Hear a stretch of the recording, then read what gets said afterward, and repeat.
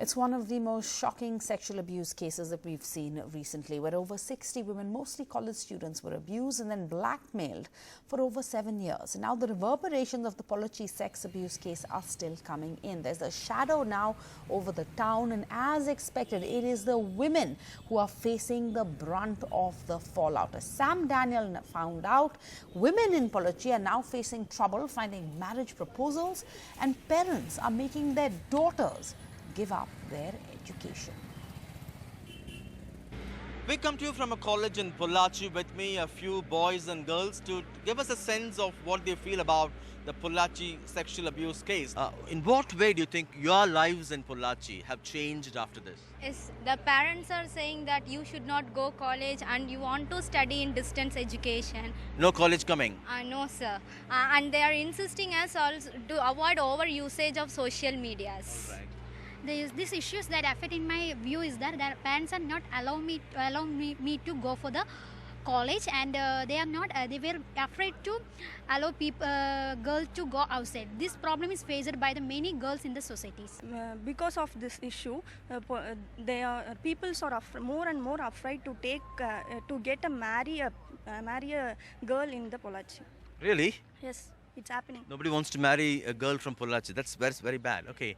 And many are demanding a court-monitored probe. Why is that? No, it is mandatory for High Court to put their vision in the investigation of CBI, because the local investigation is not sufficient to reveal the truth. If any unknown person messages, we want to avoid that. Okay. So like that, we want to, as a woman, we want to protect ourselves. Right.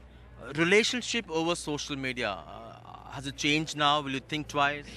No, the relationship between the medias does not change, because we should not blame the medias. While we are speaking to someone else, we are asking anything else, we should know who is that, and we should know whom we are speaking. No, Will it change the way you use social media now? Sir, first of all, I agree what she told. The social media has lot of advantages, at the same time lot of disadvantages also. We are conscious in what we protect ourselves. Right. Opposition is alleging that there is political involvement by the ruling party. As students, what is your view on this? Definitely, there is a political influence.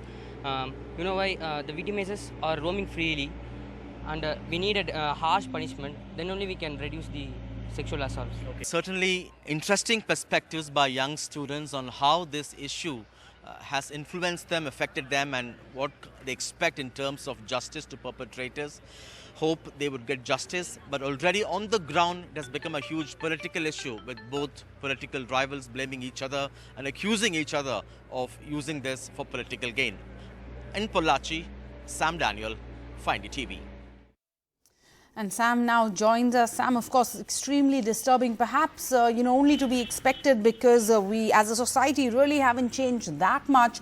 Perhaps only to be expected that women are facing the brunt. They're the first ones to be affected. In your case, as you've just reported, students being told they can't continue with their education, marriage proposals for women from Pollachi now falling through. And which is why, or is that also why we're seeing that survivors are not ready to file a written complaint in this case? Survivors have confirmed sexual abuse on police helplines, but they're not coming forward to file that crucial written complaint needed in this case.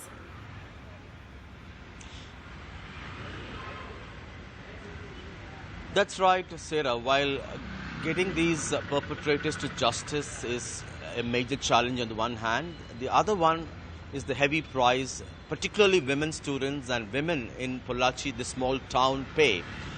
The potential women brides there are blacklisted. Many say people who look out for girls for marriages from their town think twice now. And from their home front, as these young students said, parents are discouraging them from going to college. They are suggesting pursuing distance mode, and their social media, the internet time, everything is being restricted to a large extent now. And yes, the main reason why many of the survivors are reluctant to give written complaint is the fact that the SP and the Home Secretary of Tamil Nadu, both during a press meet by the SP and in the government order transferring the case to the CBI, they had mentioned the lone survivor's name who had given a complaint. And that's the big worry now, that they don't trust the officials, that if they give complaints in writing, their identity will be kept confidential. Even the court had come down heavy on them. Secondly, the trouble with videos, even the 4 videos which the police had recovered from the mobile phones of these 4 accused in jail now, they have largely come to the public domain, and these men were known to have blackmailed many women students with those videos, and they're also worried that if they give a complaint, chances are those videos could come. Now the challenge is for the police to trace those leads and make sure they persuade them to give it in writing. Lastly, there is also allegation that there is political involvement. The ruling AIDMK is trying to shield or protect the perpetrators as alleged by the opposition DMK, but police say they're going strictly by the leads and evidence they have, and they deny these allegations.